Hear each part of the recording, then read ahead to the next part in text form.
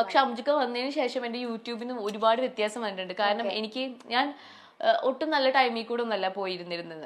എനിക്ക് വീഡിയോ ഇടാനൊക്കെ ഭയങ്കര മടുപ്പും കാര്യം. പക്ഷെ അംജുക്ക വന്നതിന് ശേഷം വീഡിയോസ് ഞാൻ കൺസിസ്റ്റന്റ് ആയിട്ട് ഇടാൻ തുടങ്ങി. കാരണം അംജുക്ക പറയും വീഡിയോ ഇടുന്നില്ലേ കൺസിസ്റ്റന്റ് ആയിട്ട് വീഡിയോ ഇടാൻ തുടങ്ങി. പിന്നെ എനിക്ക് തന്നെ ഉള്ളിലൊരു സന്തോഷം വന്നു. അതുകൊണ്ട് ഞാൻ ചെയ്യുന്ന കുറച്ചും കൂടി ആക്റ്റീവ് ആയി തുടങ്ങി അംജുക്ക വന്നതിന് ശേഷം.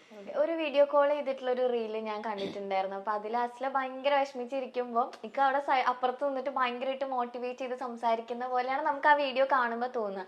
എനിക്ക് തോന്നുന്നു അപ്പൊ ആൾക്ക് അവിടെ നിന്ന് ഒരു പവർ ഇങ്ങനെ ഫുൾ കൊടുത്തോണ്ടിരിക്കുക വീഡിയോ കോൾ. സത്യമാണ്. ഞാൻ ഇടയ്ക്കിടയ്ക്ക് ഡൗൺ ആയി പോകും. ഇപ്പോഴല്ല പക്ഷെ അംജുക്ക വരുന്ന സമയത്ത് ഞാൻ ഭയങ്കര മോശം സമയത്തിൽ കൂടി പോയിരുന്നത്. അപ്പൊ ഇടയ്ക്കിടയ്ക്ക് എനിക്ക് എന്താ പറയാ, ഞാൻ ഭയങ്കര മെന്റലി ബ്രേക്ക് ഡൗൺ ആവുന്ന ടൈമുണ്ട്. ആ സമയത്ത് അംജുക്കാക്ക് ഹാൻഡിൽ ചെയ്യുന്ന പോലെ വേറെ ഒരാൾക്കും ഹാൻഡിൽ ചെയ്യാൻ പറ്റും തോന്നുന്നില്ല. അവൻ എന്റെ കൂടെ ഇരുന്ന് എന്തൊക്കെ വന്നാലും എന്നെ ഇതുവരെ കണ്ടിട്ടില്ല, ഒന്നും നേരി കണ്ടിട്ടില്ല. പക്ഷെ വേണമെങ്കിൽ അംജുക്കാക്ക് അയ്യോ ഇതെന്താ ഇങ്ങനെ, ഞാൻ കാരണം പാസ്റ്റിൽ നിന്ന് ഇതുവരെ റിക്കവർ ആവാത്തൊരു വലിയ പ്രശ്നം എനിക്കുണ്ടായിരുന്നു.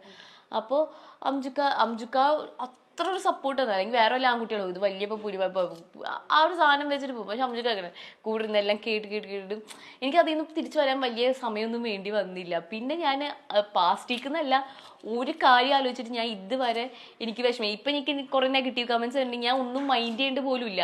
കാരണം എനിക്കുണ്ട്, എന്റെ കൂടെ അംജുക്കുണ്ട്, എന്റെ ഫാമിലി ഉണ്ട്. പിന്നെ എന്താ എനിക്കിപ്പോ ഇനി ഒന്നും ഇല്ലാത്തില്ല. പിന്നെ ഞാൻ എന്താ ബോധറയാണ് ആ ഒരു സാധനം. എന്തായിരുന്നു ആള് പറഞ്ഞു തന്നോണ്ടിരുന്നത്, ലൈക്ക് മോട്ടിവേറ്റ് ചെയ്യുമ്പോൾ പറഞ്ഞു തന്നിരുന്ന കാര്യം? മോട്ടിവേറ്റ് എന്ന് പറഞ്ഞാൽ ആ ഒരു സിറ്റുവേഷൻ അനുസരിച്ച് ലൈക്ക് എനിക്ക് അറിയാൻ പറ്റും ഹാൻഡിൽ ചെയ്തിരുന്ന അസ്ലയുടെ ആ ഒരു ടൈം ഒക്കെ. ഹാൻഡിൽ എന്ന് പറഞ്ഞാൽ മാക്സിമം ലിസൺ ചെയ്യാ. അംജുക്ക് ഭയങ്കര ലിസണറാണ്. അംജുക്ക് കേട്ടിരിക്കും. എന്ന് വെച്ചിട്ട് ഇപ്പൊ ചിലതൊക്കെ അംജുക്ക കേൾക്കുമ്പോൾ ചിലപ്പോൾ വിഷമാവുന്നുണ്ടാവും. പക്ഷെ അംജുക്കൊക്കെ കേട്ടിരിക്കുള്ളൂ. എന്നിട്ട് അംജുക്ക വീഡിയോ കോളിലാണെങ്കിലും നമുക്ക് കേൾക്കുന്ന ആൾക്കാർക്ക് ഇത് ഭയങ്കര ഒരു ക്രിഞ്ചായിട്ട് തോന്നും, ഇതെന്തത് പൈങ്കിലും. പക്ഷെ അങ്ങനെയല്ല. അംജുക്ക അവിടെ വീഡിയോ കോളിൽ അപ്പുറത്തിരുന്നിട്ടാണെങ്കിലും കുഞ്ഞി അവിടെ ഇരിക്ക്, ബ്രീത്ത് എടുക്ക്, വാ കൈ പിടിക്ക്, നോക്കട്ടെ, കുഴപ്പമില്ല, ഒന്നുമില്ല കേട്ടോ, ഒന്നുമില്ല. ഈ ഒരു സാധനം ഉണ്ട്. പാനിക് അറ്റാക്ക് പോലെയൊക്കെ വരുമ്പോ മെയിൻ ആയിട്ട് നമ്മളിങ്ങനെ ചോദിക്കും എന്താ പറ്റി, ഇതൊന്നും അല്ല. നമ്മൾ മാക്സിമം ആളിനെ റിലാക്സ് ചെയ്യാൻ നോക്കുക, കാം ചെയ്യാൻ നോക്കുക, എന്നിട്ട് അതിലോട്ട് സംസാരിക്കുക. After everything she got settled, അത് കഴിഞ്ഞിട്ടാണ് കാര്യം ഡീൽ ചെയ്യുക. കാരണം മോളുടെ ഒരു സ്വഭാവം വെച്ചാൽ എന്തെങ്കിലും വിഷമം തട്ടിയാൽ പെട്ടെന്ന് ഇങ്ങനെ എടുത്ത് പറയത്തൊന്നുമില്ല. പക്ഷെ ചില സംസാരിക്കുന്ന ഇടറിയാലോ ഒരു നോട്ടോ അതൊക്കെ ഞാൻ പെട്ടെന്ന് പൊട്ടിത്തെറിക്കില്ല. പക്ഷെ എന്നെ അറിയുന്നവർക്ക് മാത്രം പുറമെന്ന് കാണുമ്പോൾ മനസ്സിലായി ഞാൻ പെട്ടെന്ന് ഭയങ്കര സൈലന്റ് ആവും. എനിക്ക് സംസാരിക്കാൻ പറ്റാണ്ടാവും. എനിക്ക് അങ്ങ് ബ്രീത്തിങ് ഇഷ്യൂസ് വരും. അങ്ങനെയൊക്കെയാണ് എനിക്ക് കൂടുതലും വരാറ്. അംജുക്കാക്ക് അത് എന്നെ മുന്നേ അറിയൂല, പരിചയമില്ല, ഒന്നുമില്ല. പക്ഷെ പെട്ടെന്ന് അംജുക്കാക്ക് അത് ഇതാവും. ആ ഒരു രീതിക്ക് അങ്ങനെ പോയിക്കൊണ്ടിരിക്കും. വീഡിയോ കോളിൽ അതാ ഞാൻ പറഞ്ഞത്. എനിക്കപ്പോ video call long distance relationship എന്നെ ഭയങ്കര ഏറ്റവും കൂടുതൽ ഒരു റിലേഷൻഷിപ്പ് ബ്രേക്ക് ചെയ്യാൻ പറ്റുന്ന ഒരു സാധനമാണ് ലോങ് ഡിസ്റ്റൻസ്. പക്ഷെ നമ്മൾ ഇതുവരെ കാണാത്ത പോലും ആൾക്കാർക്ക് അത് ഭയങ്കര ഡീപ്പായിട്ട് വന്നേക്കുന്നത്. ഞങ്ങൾക്ക് അതിന് ലോങ് ഡിസ്റ്റൻസ് ആണെന്ന് തോന്നിയിട്ട് ഓക്കെ നേരി കണ്ടിട്ടില്ല, ഫിസിക്കൽ പ്രസൻസ് ഇല്ല. പക്ഷെ നമ്മൾ തമ്മിലൊരു ഏറ്റവും കൂടുതൽ ഞാൻ എന്താ പറയാ ആഗ്രഹിക്കുന്നത് ഇമോഷണൽ സപ്പോർട്ടാണ്. എനിക്ക് വേറെ ഒരു സപ്പോർട്ടിനേക്കാളും കൂടുതൽ വേണ്ടത് ഇമോഷണൽ സപ്പോർട്ട്. അത് അംജുക്ക് ആവശ്യത്തിൽ അധികമാണ് തന്നുകൊണ്ടിരിക്കുന്നത്. ഇപ്പൊ ലോങ് ഡിസ്റ്റൻസ് റിലേഷൻഷിപ്പിന്റെ കാര്യം നമ്മൾ പറഞ്ഞുകൊണ്ട് ചോദിക്കുകയാണ്. അതുപോലെ നിൽക്കുന്ന ഒരുപാട് ആൾക്കാരുണ്ട്. അപ്പൊ നേരത്തെ പറഞ്ഞാൽ അതൊരു ബ്രേക്കപ്പിനുള്ള ഒരു ചാൻസും കൂടെ കുറെ പേര് റിലേഷൻഷിപ്പിൽ നമ്മളത് കാണുന്നുണ്ട്. അപ്പൊ അങ്ങനെയുള്ളവർക്ക് നിങ്ങളിപ്പോ ഇത്രയും അത് നേരിട്ട് കണ്ടിട്ട് പോലും മാരേജിലേക്ക് വരെ എത്തി നിൽക്കുക, അവർക്ക് എന്താ ഒരു അഡ്വൈസ് കൊടുക്കാനുള്ള? ആക്ച്വലി അത് ഭയങ്കര ഹെൽപ്ഫുൾ ആയിരിക്കും അവർക്കും. അതെ, മെയിനായിട്ട് കമ്മിറ്റഡ് ആയിരിക്കുക, ഓണസ്റ്റ് ആയിട്ടിരിക്കുക. പിന്നെ ഈ പ്രേമം പോലല്ല, ഇറ്റ്സ് അബൌട്ട് മാരേജ്. നമ്മൾ നേരെ വന്നിട്ട് ആദ്യം പറഞ്ഞത് okay once we all got set ആയപ്പോൾ നമ്മൾ പറഞ്ഞ വേറെ ഒന്നും വേണ്ട, നമുക്ക് സ്ട്രേറ്റ് ഫോർവേഡ് നിക്കാഹ് ചെയ്ത് കളയാം. അങ്ങനെയായിരുന്നു ഞങ്ങളുടെ പ്ലാൻ. പക്ഷെ എൻ്റെ വീട്ടുകാർക്ക്, എൻ്റെ മമ്മിക്ക് ഞാൻ ഉണ്ടായതെന്ന് പറഞ്ഞ ഒരു കല്യാണം കഴിഞ്ഞ ഒരു 5-6 കൊല്ലം ശേഷമാണ് ഞാൻ ഉണ്ടായത്. അപ്പൊ അവർക്ക് അത്രയും ഡ്രീമും കാര്യങ്ങളുണ്ട്, എൻ്റെ കല്യാണം എങ്ങനെ ആവണം, അത്ര ഇതാണ്, മൂത്ത മോനാണ്. സോ അങ്ങനെ വീട്ടുകാരുടെ ഇത് പ്രകാരമാണ് ബാക്കിയുള്ള ചടങ്ങുകളും കാര്യങ്ങളൊക്കെ പോയത് സത്യം പറഞ്ഞാൽ. ഇപ്പൊ അംജുക്കാക്ക് സത്യം പറഞ്ഞ മാരേജ് എന്നുള്ള കോൺസെപ്റ്റ് എനിക്കില്ലായിരുന്നു. സത്യം പറഞ്ഞ കല്യാണം കഴിക്കണം തീരെ ഇല്ല. അംജുക്കാട് ഒരു ഇത് വെച്ചിട്ട് ഒരാളെ സ്നേഹിച്ചു കഴിഞ്ഞാൽ എന്തിനാണ് ഒരു മാരേജ് എന്ന് പറഞ്ഞൊരു സാധനം, എന്തിനാണ് അതിൽ ആവശ്യമില്ലല്ലോ. ഇങ്ങനത്തെ ഒരു മൈൻഡ് സെറ്റ് ആയിരുന്നു അംജുക്കാക്ക്. അതാണ് 31 വയസ്സ് വരെ അംജുക്ക കല്യാണം കഴിക്കാതെ ഇരുന്ന് മെയിൻ കാര്യം എന്തിനാ ലവ് പോരെ എന്നുള്ളൊരു സാധനമായിരുന്നു. പിന്നെ അംജുക്കാക്ക് പിന്നെ ജോലി കാര്യം ആ സൈക്കിളിൽ ഇങ്ങനെ പോയപ്പോ പിന്നെ മനസ്സിലായി എനിക്ക് ഒരാള് വേണം. ഇങ്ങനെ ഒരു point at A point of time നമുക്ക് തന്നെ മനസ്സിലാവും ഇനി അങ്ങോട്ട് ഈ ഒറ്റപ്പെട്ട ജീവിതമല്ല ഇനി അങ്ങോട്ട് മുന്നോട്ടുള്ളൂ. നമുക്ക് നമ്മളായിട്ടുള്ളൊരു ഹാപ്പിനെസ്സും കാര്യം വേണമെങ്കിൽ ഒരാളായിട്ട് ഷെയർ ചെയ്യണം. അങ്ങനെ ഏറ്റവും ബെസ്റ്റ് ഒരു പാർട്ട്ണറാണ്. ലോങ് ഡിസ്റ്റൻസ് റിലേഷൻഷിപ്പ് എനിക്ക് മെയിനായിട്ട് തോന്നിയത് ഏറ്റവും കൂടുതൽ ഈ ബ്രേക്കപ്പ് വരാൻ കാരണം എന്ന് വെച്ച് കഴിഞ്ഞാൽ ഇപ്പം നമ്മൾ പ്രേമിക്കുന്ന സമയത്ത് പൊസസീവ്നെസ് എന്നുള്ള സാധനം ഭയങ്കര തൊട്ടടുത്തിരിക്കുമ്പോൾ തന്നെ പൊസസീവ്നെസ് എന്നുള്ള സാധനം ഉണ്ടായിരിക്കും. അപ്പൊ ഈ ദൂര സ്ഥലത്ത് പോകുമ്പോൾ അറിയുന്നില്ല ആളെന്ത് ചെയ്യുന്നു, എവിടെ പോകുന്നു. അപ്പൊ ഉള്ളിന് ഭയങ്കര ഇൻസെക്യൂരിറ്റീസ് വരും. ഈ ഇൻസെക്യൂരിറ്റീസ് ഇല്ലാതാക്കി കൊടുക്കേണ്ടത് പാർട്ട്ണർക്കും ഒരു മെയിൻ കടമയാണ്. എന്നുവെച്ചാൽ സംശയരോഗം ഉണ്ടെങ്കിൽ നമുക്ക് ഒന്നും ചെയ്യാൻ പറ്റത്തില്ല. പക്ഷെ ഒരു പരിധി വരെ പൊസസീവ്നെസ് നമുക്ക് ഇല്ലാതാക്കാൻ പറ്റും. നമ്മൾ ഒന്നും വിശേഷം കാര്യം അറിയിക്കില്ല. ഞാൻ എവിടെ പോയാലും ബാത്റൂമിൽ പോയാൽ പോലും അറിയിക്കുന്നല്ല.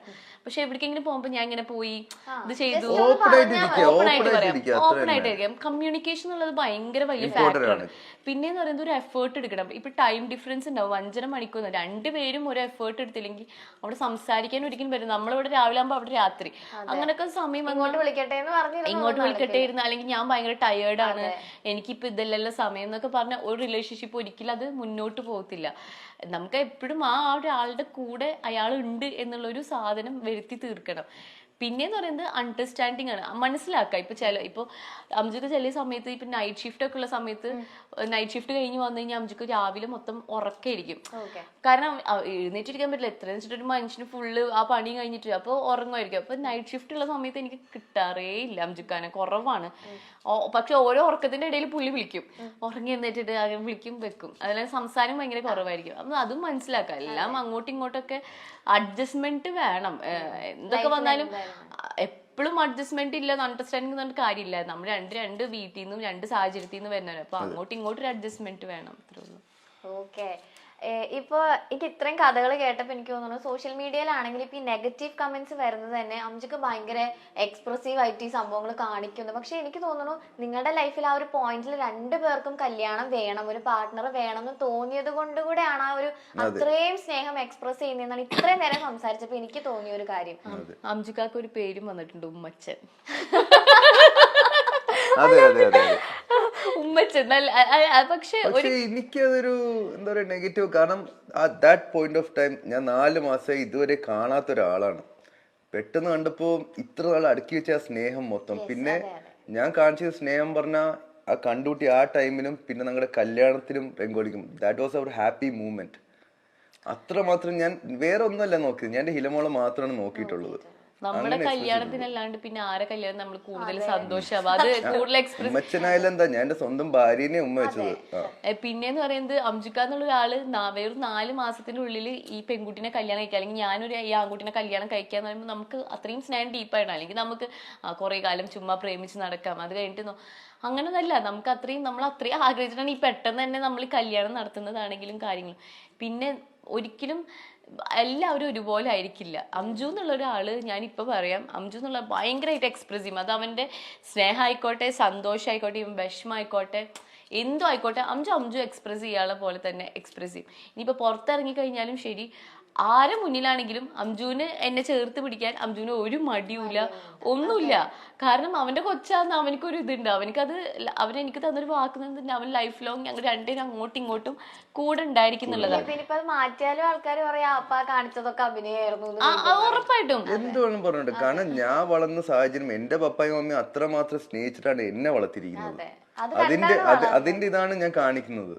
അംജുഖാന് 5-6 വർഷം കഴിഞ്ഞിട്ട് അവർക്ക് ഉണ്ടായത് കാത്തിരുന്ന് കിട്ടിയ കുട്ടി. അപ്പൊ മാക്സിമം ഇപ്പോഴും അവര് പറയുന്നത് അവരുടെ ഏറ്റവും പ്രഷ്യസ് ആണ്, അല്ലെങ്കിൽ ട്രഷർ ആണ് അംജുഖ എന്ന് പറയുന്നത്. അപ്പൊ അംജുഖാനെ അങ്ങനെ സ്നേഹിച്ചാകുമ്പോ അംജുഖാക്ക് എന്താ തിരിച്ചും അംജുഖാടെ സിബ്ലിങ്സ് എന്നെന്നല്ല, അംജുഖാടെ സിബ്ലിങ്സ് ആയിക്കോട്ടെ, അംജുഖാടെ ഫ്രണ്ട്സ് ആയിക്കോട്ടെ, എല്ലാവരോടും അംജുക്ക ഒരു പ്രത്യേക സ്നേഹമാണ് കാണിക്കുന്നത്. എല്ലാവരോടും ആ ഒരു ഇതാ കാണിക്കുന്നത്. അത് അംജുക്ക എന്നുള്ള ക്യാരക്ടർ അങ്ങനെയാണ്. ഇപ്പോ എനിക്ക് ഈ കമന്റ്സ് വായിച്ചു നോക്കിയപ്പോൾ തോന്നിയത് ഒരു തരം ഫ്രസ്ട്രേഷൻ ആണ് ആൾക്കാർക്ക്.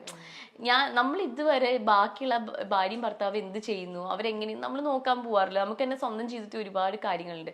ഇപ്പൊ അംജു എന്ന് പറയുന്നത് അംജുയുടെ ഭാര്യനെ ഇങ്ങനെ തന്നെയാണ്. അതിപ്പോ ഇനിയിപ്പോ എന്ത് പേര് വിളിച്ചു കഴിഞ്ഞാലും അംജു എന്നുള്ളൊരു ക്യാരക്ടർ മാറുമെന്ന് എനിക്ക് തോന്നുന്നില്ല.